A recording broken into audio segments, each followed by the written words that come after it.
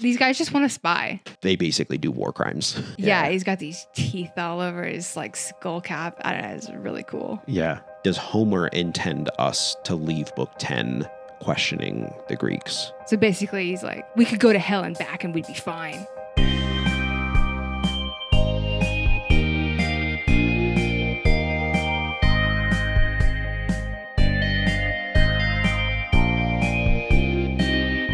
Hello, and welcome to Winnow, a couple's close reading of the Iliad and the Odyssey. I'm Owen Gemmer.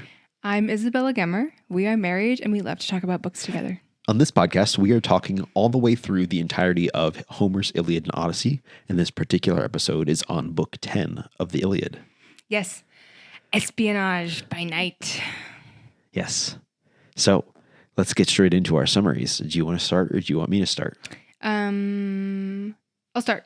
All right. What constraint did you give yourself for writing this summary? I could only use words that had less than 6 letters. So equal to or less than 5 letters per word.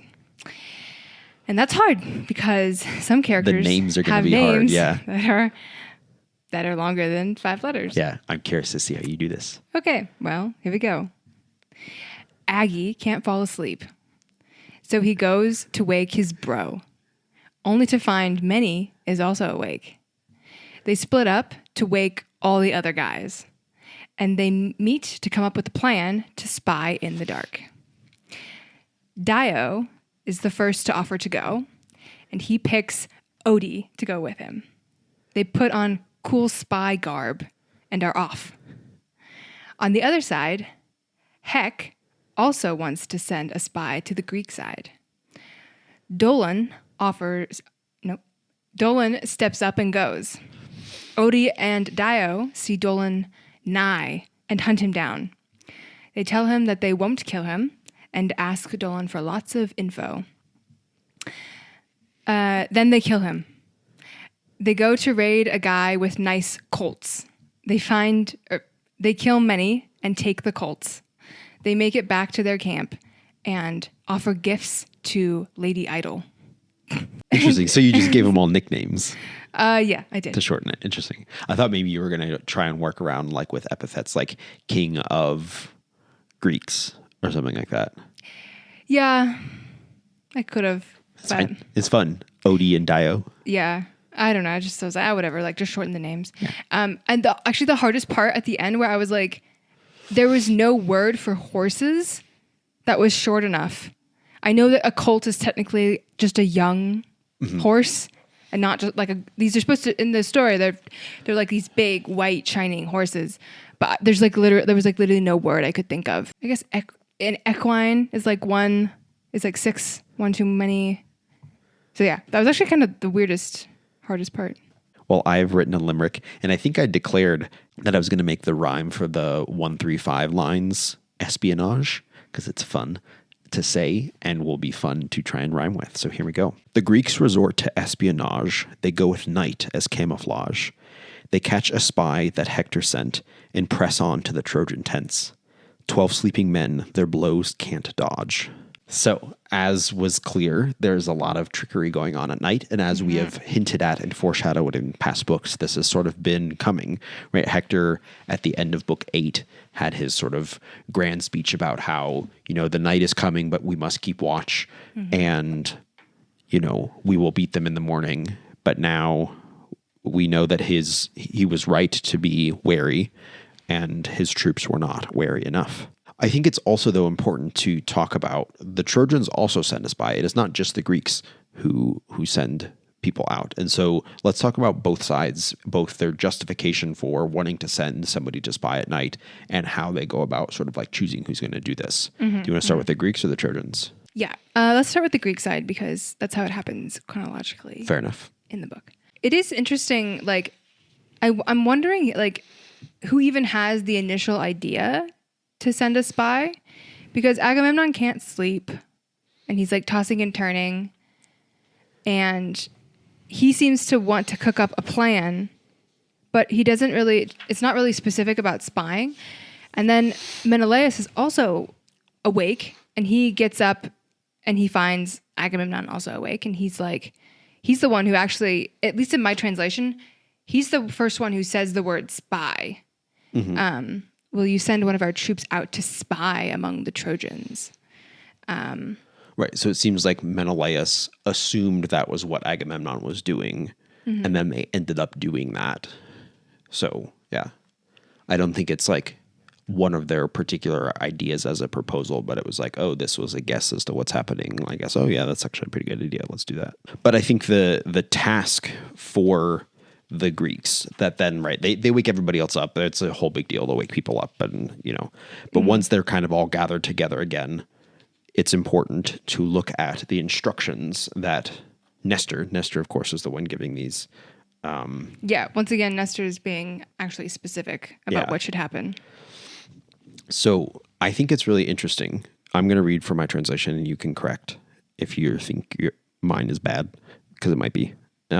So Nestor spoke, "O friends, remain not one that will rely on his bold mind to view the camp alone of the proud Trojans, to approve if any straggling mate he can surprise near the utmost tents, or learn the brief estate of their intentions for the time, and mix like one of them with their outguards." Yeah. So basically, there's two potentials. Either you might kill some stragglers, or figure out their intentions. In my translation, "Now, my friends, can one of you discover in your heart the courage to approach our noble foes and kill some Trojan straggler, or maybe eavesdrop among them and find out their plans, and learn if they will stay beside our ships far from their city or go back to it now that they have defeated us?" So yeah, it's like either kill a couple stragglers, but mostly like it's with the intent of someone should get information. Yeah. Yeah. But I find this really interesting and kind of weak in a way where neither of those seem that important. For maybe you'll kill a couple stragglers. Like, what good is that going to do? It feels like a lot of risk for maybe just killing a few guys. Yeah. Or eavesdrop and figure out if they're going back to the city. But it's like the middle of the night. Remember, the whole embassy to Achilles has also happened. So like if dark happened, then they did the whole embassy to Achilles, then they came back, then people went to sleep, then they've been woken up again. So like I picture this as like 2-3 a.m. Like it is not like just gone dark or anything like that. And so for me, I'm like, if the Trojans were going back to the city, they would have done so already. Like it seems pretty obvious that they're staying. Like, I don't know what they're hoping to find out, because it seems like the answer is they're camping here and they're going to wake up in the morning and attack us. It seems very strange to me why they would even want somebody to go. I agree. I really am not sure exactly why they think spying is important, because I don't really see what information they could glean that would make the next day easier. Like make the battle easier in some way. I mean, like if they did find out that the Trojans were planning on going back to the city, that would make tomorrow easier. But obviously they're not because they're still there. Yeah. Yeah. Yeah. And then just killing a couple stragglers also doesn't really help like the overall.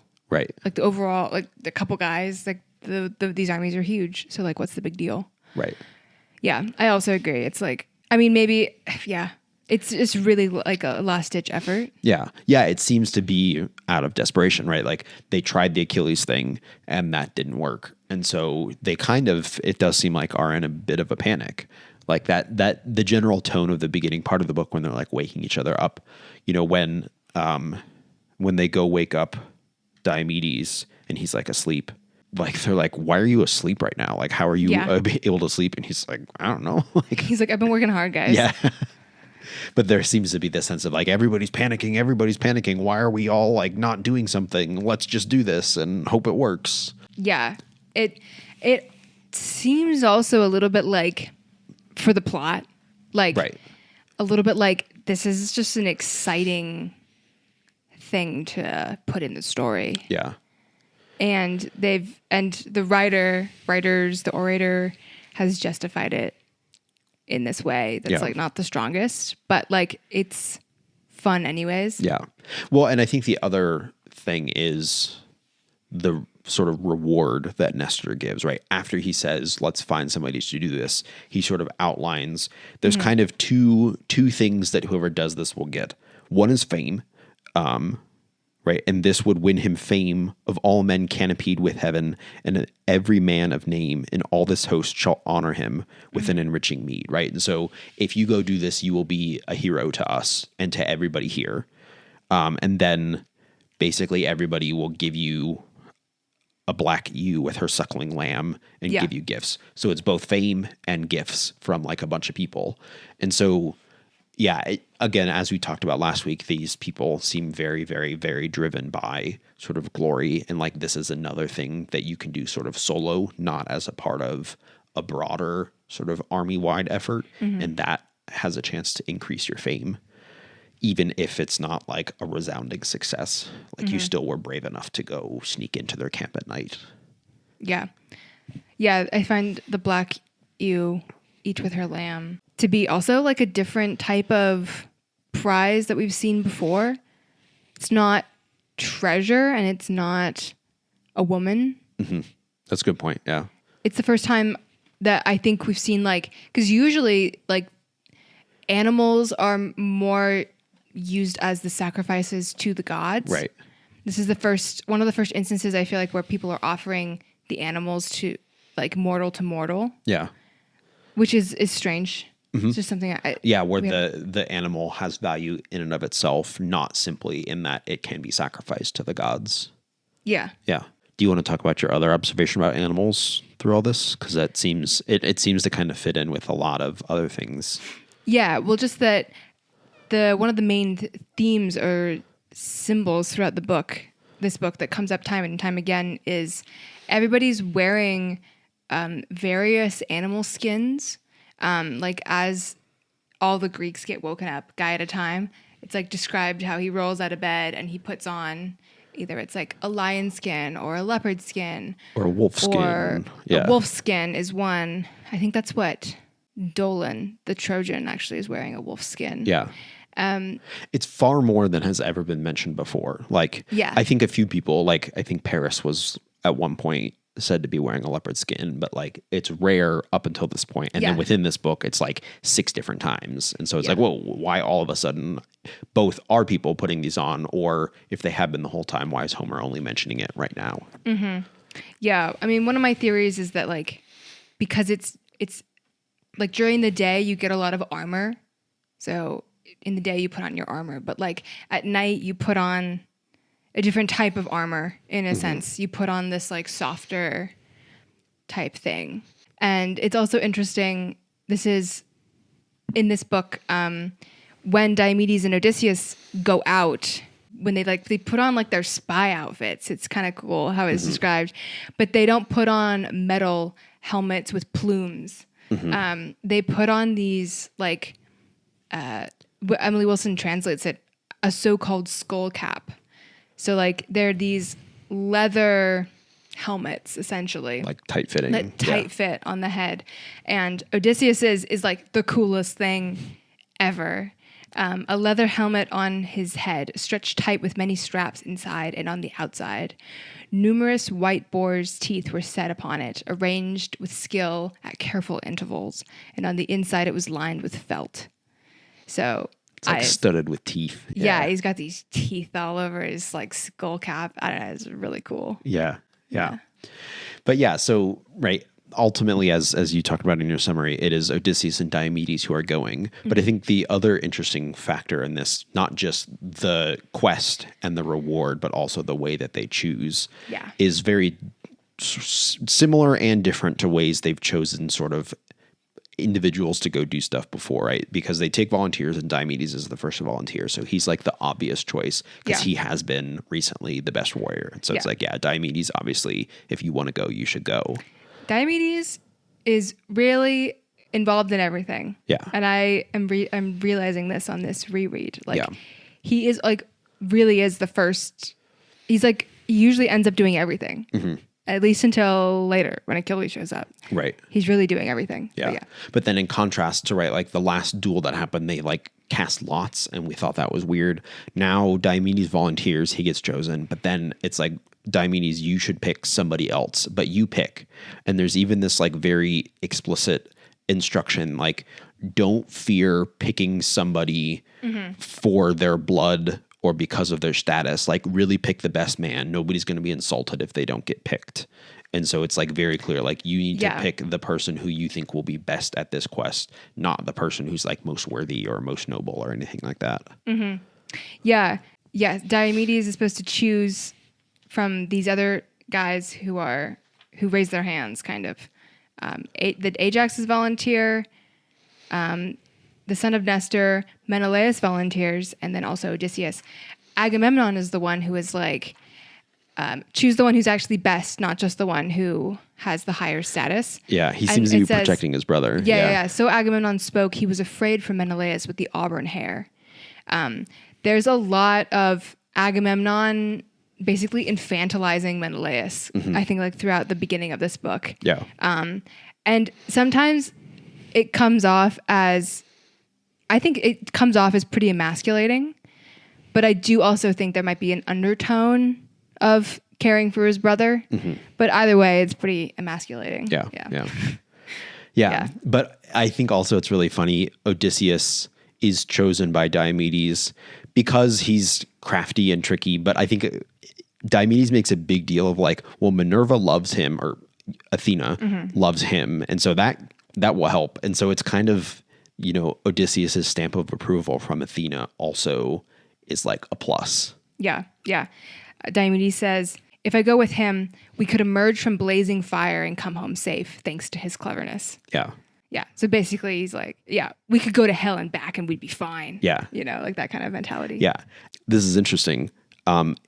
In Dante's Inferno, speaking of them going to hell, there Odysseus and Diomedes are together. And I think this book is one of the like core partnerships. And then separately, in terms of mythological retellings, I have read one that's not very famous. It's called The Eighth Arrow, that basically is a crossover between the Greek myths and Dante's Inferno, that centers around Odysseus and Diomedes trying to escape from hell because they're in like one of the last circles. And then something, I don't remember exactly what happens, but then they have to sort of escape from Dante's Inferno. And so it's a lot of references to Dante and a lot of references to the Iliad and Odyssey, all sort of jammed all together. Yeah. Speaking still of stories where characters go down to hell and then try to come back, I recently finished reading Catabasis by R.F. Kuang, and the whole time, I quite enjoyed it, to my surprise. But the whole time, I was like waiting for Odysseus to make a special guest star appearance. And he didn't? And he doesn't. Oh, no. Yeah, that's like, that feels actually, like a big plot hole. Unless he's mentioned in like a, you know, like described briefly, but not by name. Like maybe I missed it, but like that would be my one thing is like, if I was to write, you know, a descend into hell story, like you got to have Odysseus in there, I think. So yeah, that was my one gripe, you know, it's not a big deal. Yeah. Okay, back to this. Back to what we're talking about. Yeah. Well, so let's actually transition over to the Trojan side, right? So Odysseus and Diomedes are getting ready. Odysseus is putting his cool hat on. And then we go to the Trojan side where they also want to send somebody to spy. And this is another one where I, at least personally, feel like why? Like, you clearly have the upper hand. What are you risking something for? What are you going to gain? Same thing. Yeah. Because I think Hector wants to know if, since we've cornered the Greeks, are they going to get on their ships and leave tomorrow, or are they going to keep fighting? I think that's essentially what he wants to know. And again, like, what does it make a huge difference? Right. You're still going to get up in the morning, put all your armor on, and attack them as hard as you can. Yeah. Like, it doesn't change your plans either way. Yeah. Unless we're missing something here. If someone is seeing something we're not, please put it in the comments. Yeah, but it seems, again, very futile of like, all right, like, yeah, we're going to learn something that, Yeah, these guys just want to spy. Yeah. Like, I do feel like it is the kind of plot excitement kind of thing that's kind of shoehorned in a little bit. Yeah, like people just want some spy action. Yeah. Yeah. But it's a very stark contrast between the way that a spy is chosen. Yeah. Both the methods and who is chosen. So you want to talk about the methods or the choice first? I could talk about the gift that is offered to the guy. As the method, yeah. Yeah. Hector says, there will be ample recompense. I promise to give you a chariot and a pair of horses with sturdy necks, the finest stallions that we have captured from the swift Greek ships, to any man who wins himself great glory by daring to approach the foreign fleet. So it seems like Hector offers the best pair of horses that they have.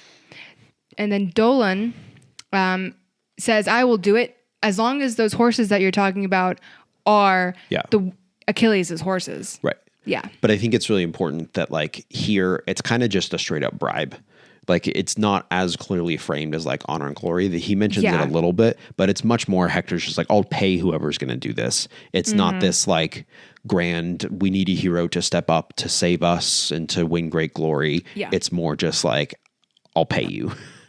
And so the motivation is much more thin, I guess. Yeah. I mean, depending. It's not as like glory oriented, but like Achilles' horses is like a way better gift than a couple black ewes. Yeah. So then let's talk about Dolon, because he's chosen. He hasn't been mentioned really at all this whole book until now. Yeah. He's kind of a nobody. And it's actually explicitly stated that he's a herald, not a warrior. And he's not strong. He's just fast. And so the contrast between the Greeks choosing basically their two greatest warriors, like Odysseus and Diomedes thus far have been probably, if we're keeping track of kills, they have the most so far. So two of them to the two strongest versus one random guy who happens to be fast. And it's interesting.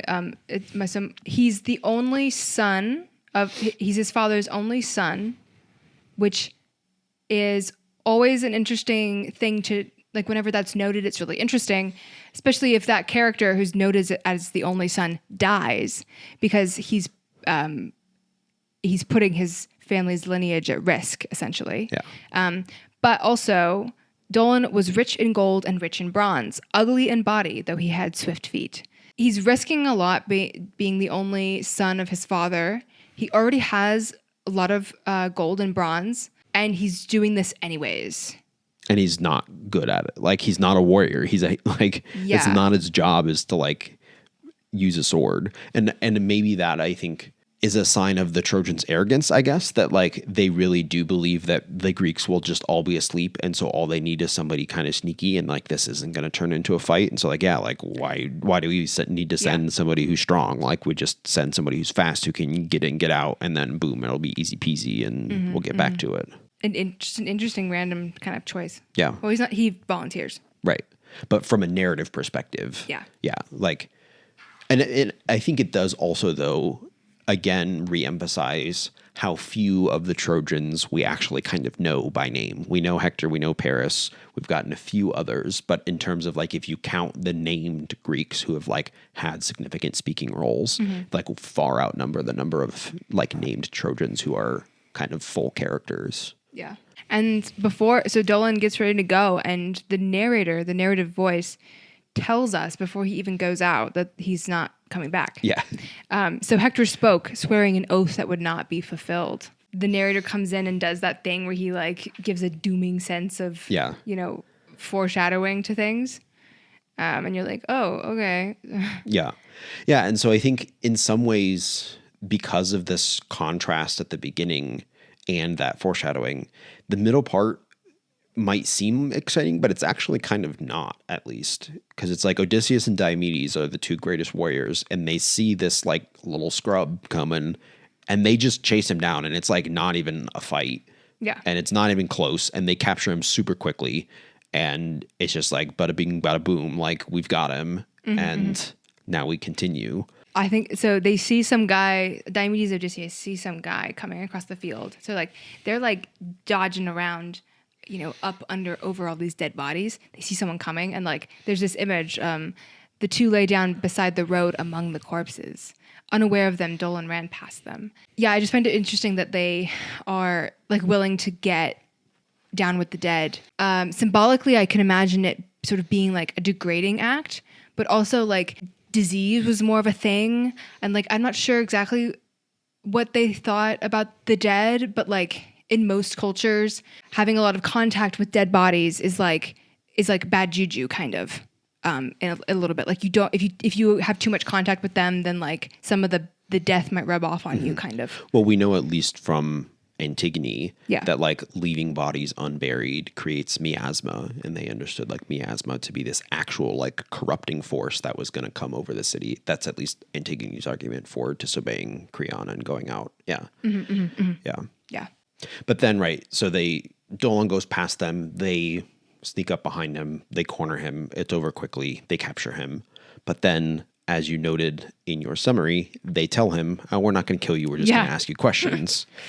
And Dolon caves immediately and fully and like without any hesitation. Yeah. And I think this is the consequence of the Trojans choosing random guy, because he just gives as much information as they ask for. Really big chunks of text from him, just like, spilling every detail. Far more than Odysseus and Diomedes asked for. He's just kind of like in a panic, just spewing all the information that he can. Yeah.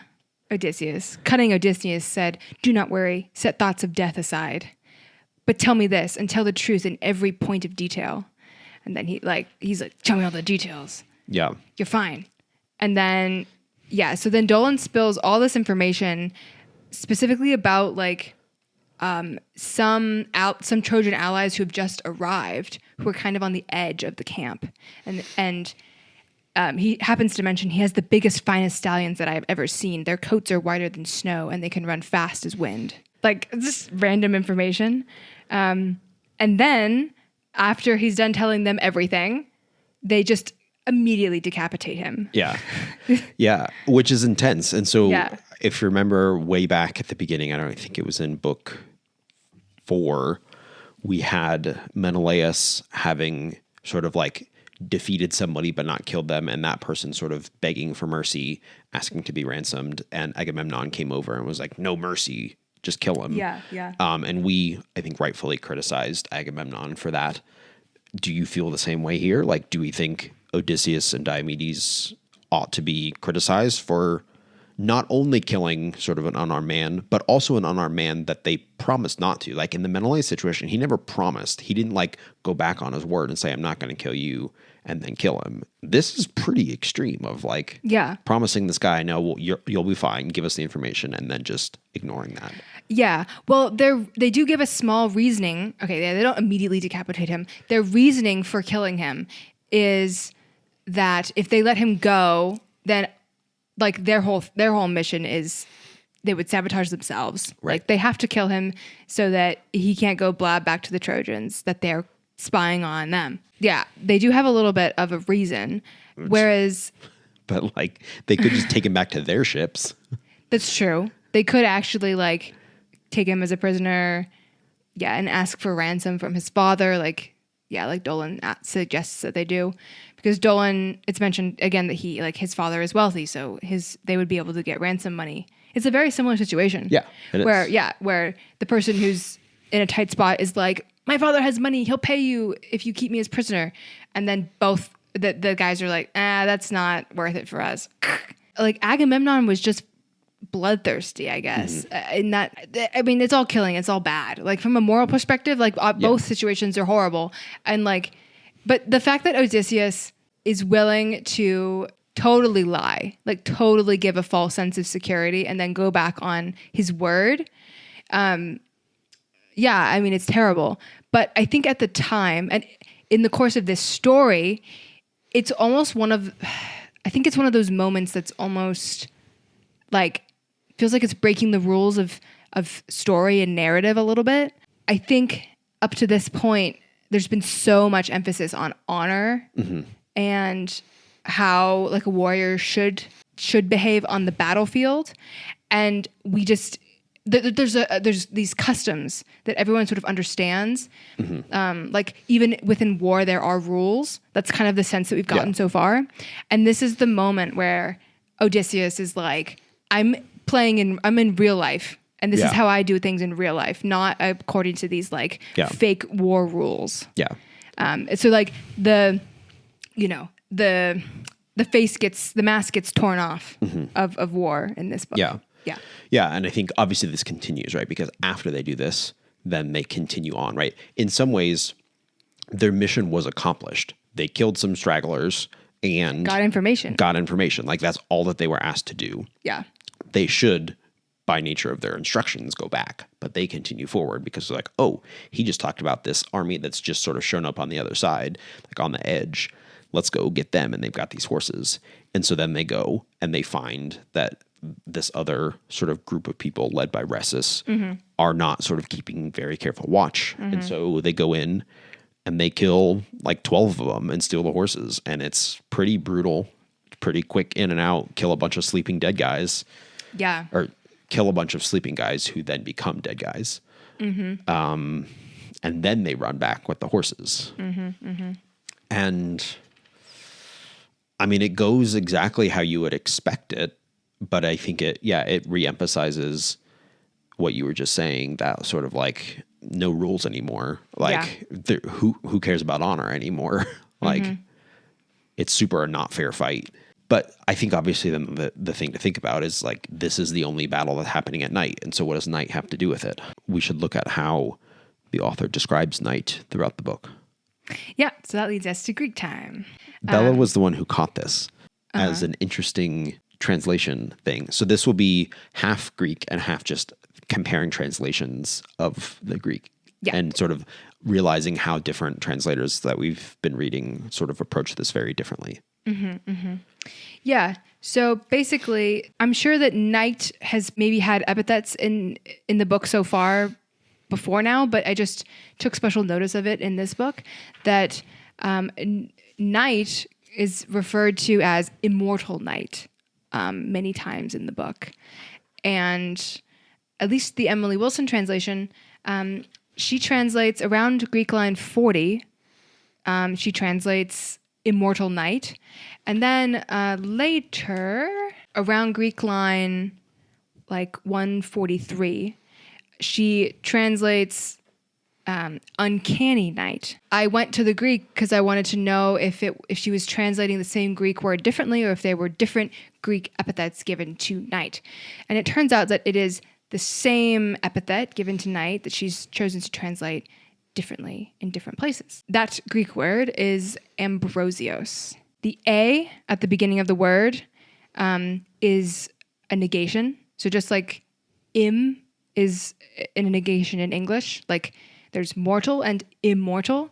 We have brosios, mortal, and or ambrosios, which is not mortal. Yeah. Immortal. I actually was doing a little bit more research. It's very interesting if you get really into the linguistic stuff. It's the root that means mortal.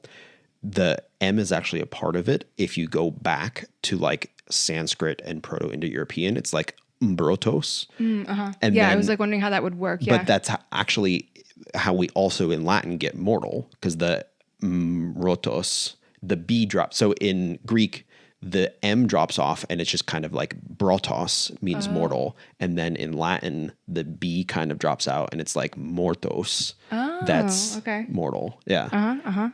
So they both share the mbrotos, the M and the B are part of the sort of like even older sort of common ancestor that both Latin and Greek share. And that's how we get both the Greek and Latin word mortal and then the negation of it, immortal or ambrotos. Very cool. Yeah. Very cool.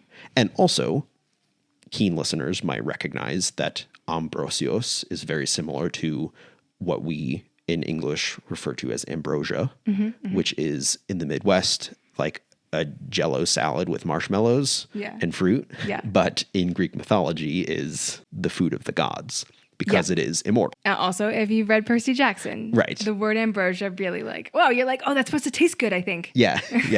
And I was reading even a little bit more.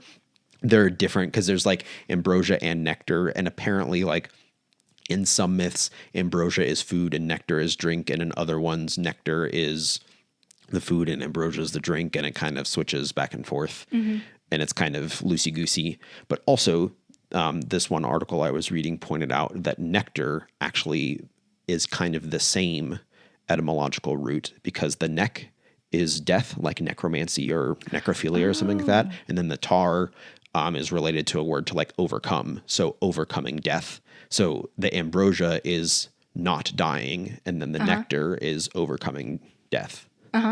So they kind of are just the same thing. And then some myths are like one is solid, one is liquid, and vice versa. But it's the stuff that the gods eat that makes them not die. Wow. That's really cool.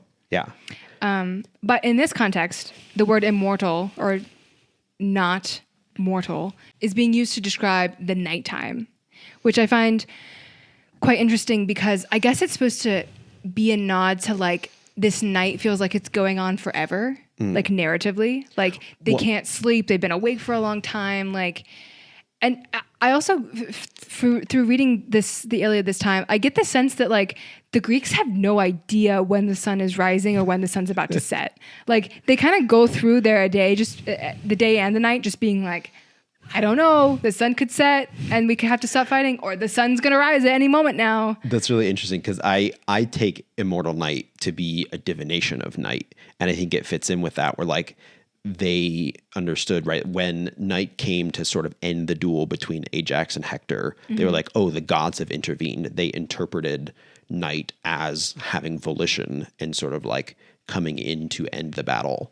as an actor. Like night as a deity, a divine force. Right. Okay. And that thing, that deity would be immortal. Right. Like night itself. Yeah. Like Eros, right? Like we talk about Eros is both like love and also a god. Like, like a kind of divine force. Okay. Yeah. Okay. That then can sort of, right. But leads to the same thing of like, who knows when it's going to turn into night because night just kind of decides when it's night. Yeah. So it still gets the same like uncertainty as to how long it's going to be. Yeah. I mean, I was trying to make sense of, so Emily Wilson first translates it as immortal night, but then later translates the same words as uncanny night. Yeah. That's why I was trying to make sense of like the sense of uncanniness. That's where I got that sense of like, maybe the night really feels like it's uncanny. Like, what is going on, guys? The night's going on forever. Yeah. But that leads into an interesting feature of Wilson's translation, right? Because when you compared this, basically every other translator does it the same word both times. They consistent, and it's usually immortal night. But Emily Wilson is very direct in her translator's note to the Odyssey. Remember, we're using the Odyssey for Emily Wilson, her translator's note, because she wrote this one first. And so I'm going to read a passage of that where she talks about epithets. And she's very intentional about this. Whether you agree or disagree, doesn't matter. She at least has a reasoning. The formulaic elements in Homer, especially the repeated epithets, pose a particular challenge. The epithets applied to Dawn, Athena, Hermes, Zeus, Penelope, Telemachus, Odysseus, and the suitors repeat over and over in the original. But in my version, I have chosen deliberately to interpret these epithets in several different ways, depending on the demands of the scene at hand. So she just straight up admits here that, like, I'm not consistent in my translation of the epithets. I change it depending on what's happening in that particular scene. She goes on and says, in an oral or semi-literate culture, repeated epithets give a listener an anchor in a quick-moving story.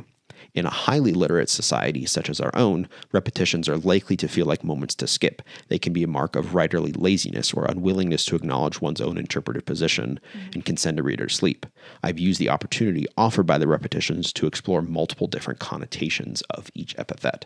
So there she admits and recognizes the difference between the writing that we're used to as like 21st century educated people versus in an oral culture where they're hearing these stories, the epithets play a very different role. Yeah. And I think she's right in many ways, at least in terms of our culture, where like, if I'm an English teacher and oftentimes one thing that I will correct students on in their writing, not correct because it's wrong, but like give guidance where like, hey, you're using this word over and over again, maybe change it up. Like I tell students like thesaurus.com is your best friend because actually we encourage using a lot of different sort of variations of adjectives so that it doesn't become really repetitive. Yeah. And I think that we just kind of naturally value that sort of diversity of word choice. And so I kind of like that she recognizes that. I was like, yeah, like actually in modern writing standards, using the same word over and over again Yeah. is kind of frowned upon. Yeah. So let's change it up. Yeah. Especially because in English we have so many words at our disposal because English is such a mishmash. Our words have roots in so many other languages that we have the benefit of using ultra specific language. Yeah. And that's something like when you're writing something like, use the most specific word possible and not the most generic one. It's also interesting because we are readers of the text and not listeners of it. It's easy to skip words. A description of a scene that's very similar to a scene you've seen before, it also usually means something in Homer, but also, your eyes tend to kind of glaze over it. We talked about last week with book 9, right? When Agamemnon is like, here's all the gifts I'm going to give Achilles. And then Odysseus is like, hey, Achilles, here's all the gifts he's going to give you. We both just like skipped over that whole page. Because you're like, I read it exactly already. The same. Yeah. Yeah. You're like, it's literally the same. So you just scan for differences kind of. But if you were listening to this text, you would need the auditory cues to of like, oh yeah, Diomedes of the war cry, like, oh, that's who we're talking about. Okay, cool.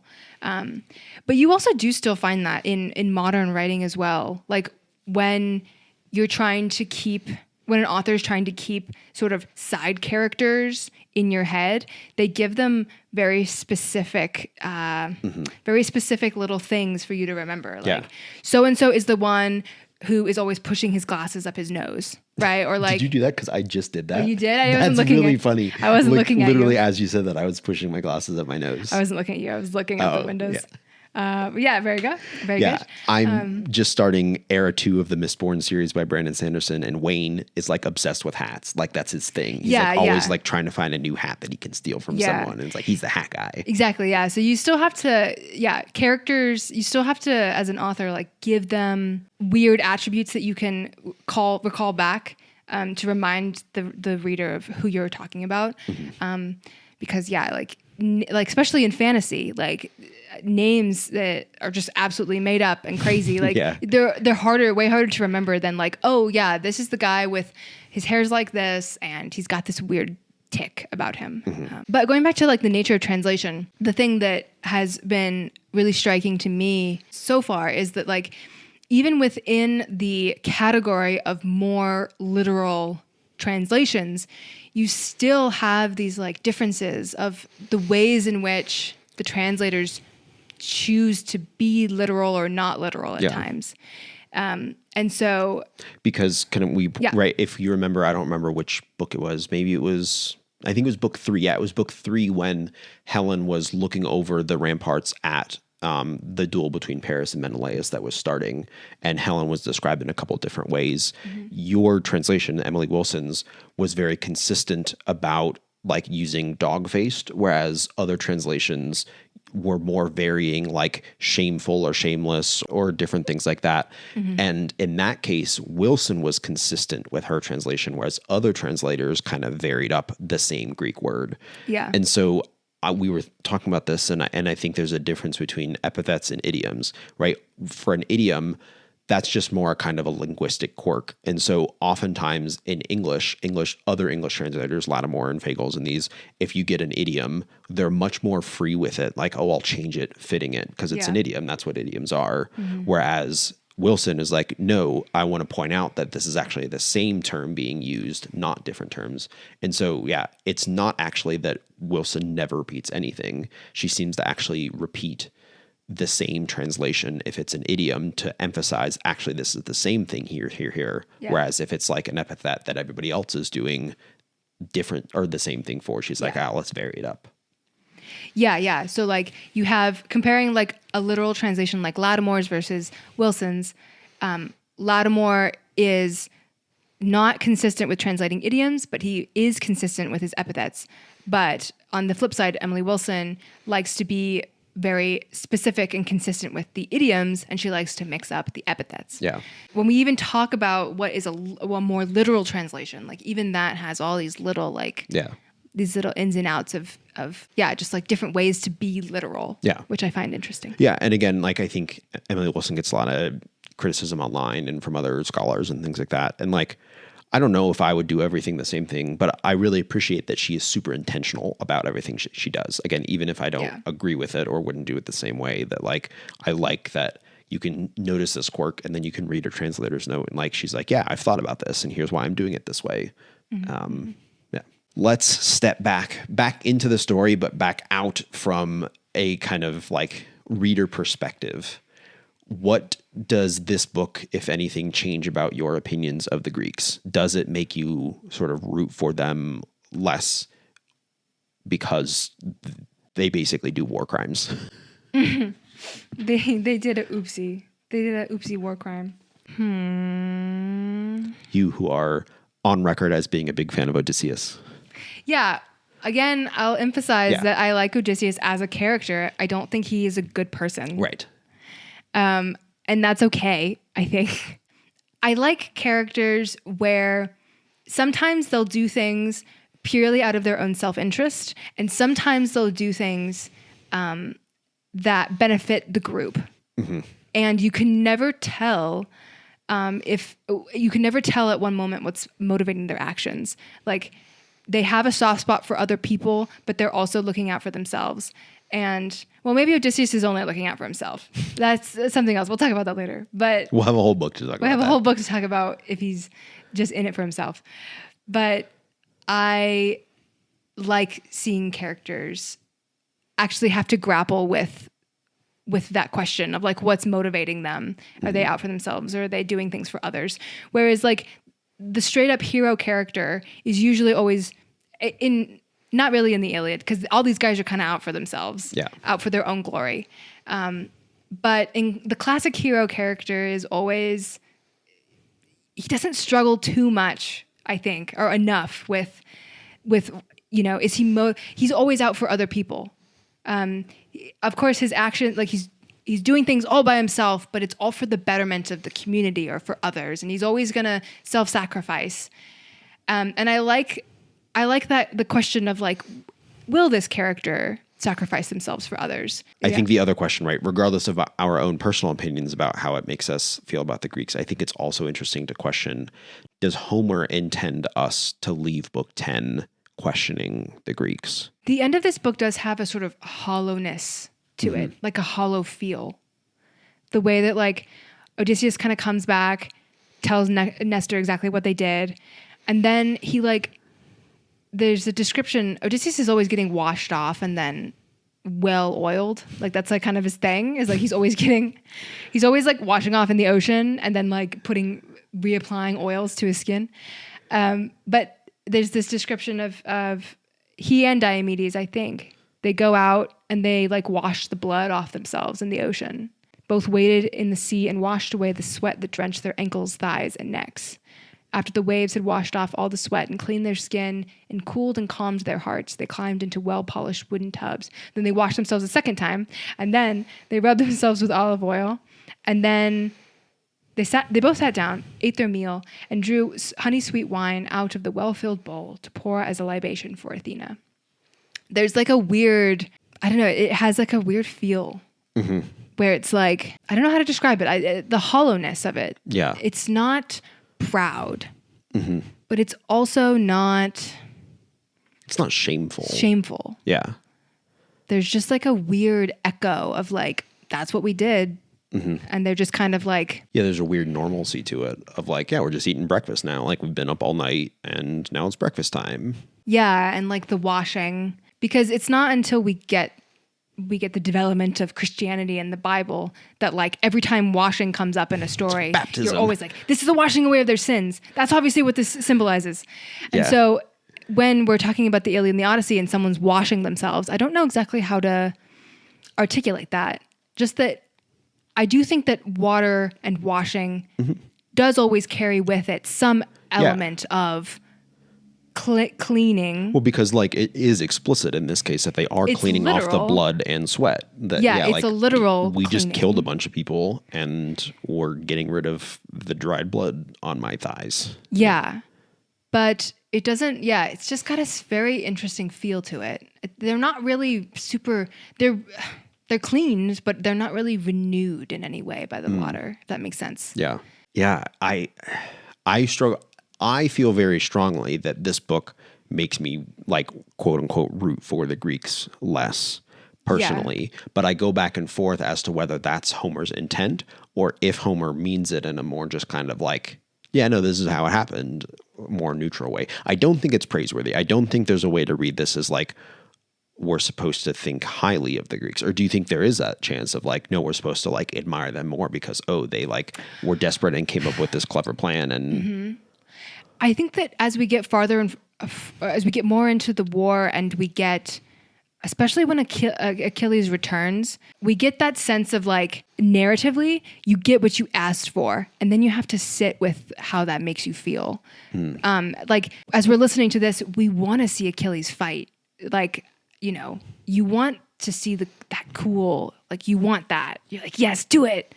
And then Homer gives it to you, and then you're like, whoa, Achilles like really took that too far. And then you're left with like a weird feeling afterwards. And I wonder if this is a mini version of that. right, yeah, it's like I want spy. I want to see some, I want to see some dirt. back against the wall desperation. Like, what are the Greeks going to do when they're like really pinned in? Yeah. And then they do it and you're like, oh, I don't know if that's what I wanted. Yeah. Yeah. Then you see it and you're like, oh, okay.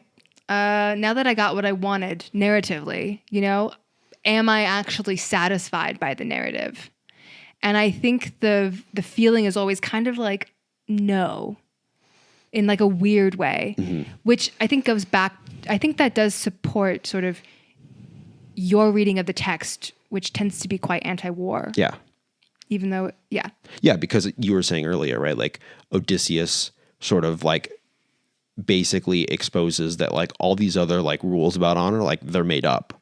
Yeah. And like, that's how I feel about the real world. Every time people talk about like war crimes and things like killing another human being, crime.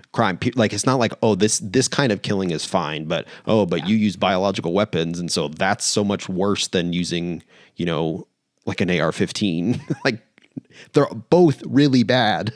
And why are, we like have these constructs of like, this kind of killing is okay, but this kind of killing is bad. Yeah. And that's, I guess that could sum up this book as like, like Homer kind of, or whoever's writing this or telling this story, pointing out like, oh, okay, so we're all fine. People kill each other during the day, but maybe we're not okay with everyone, with the killing that happens at night, you know, trying to point out the weirdness of the weirdness of killing and the weirdness of war.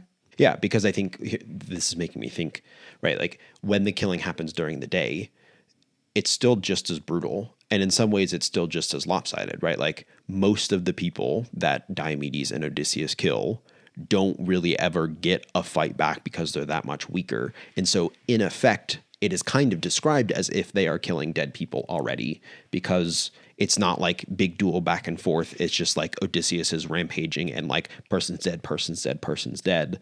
And so what's the difference between during the day, Diomedes rampaging and killing 12 people who never stood a chance, and now at night killing 12 people who never stood a chance? It's just, did they not stand a chance because they were sleeping, or did they not stand a chance because they're just worse at battle than Odysseus and Diomedes? And it's kind of the same thing.